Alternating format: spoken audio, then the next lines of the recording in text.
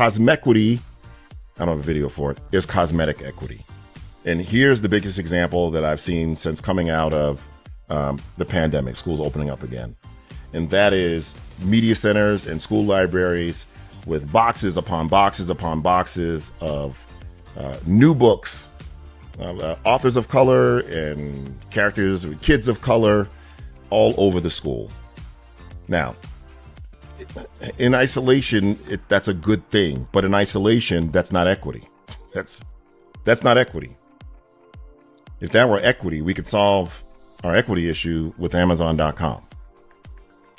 That's cosmequity. That's cosmetic equity, the optics of equity.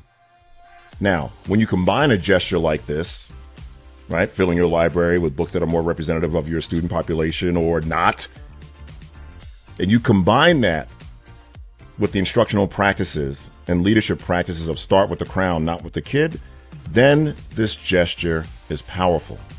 But in isolation, it is not. It's just a gesture.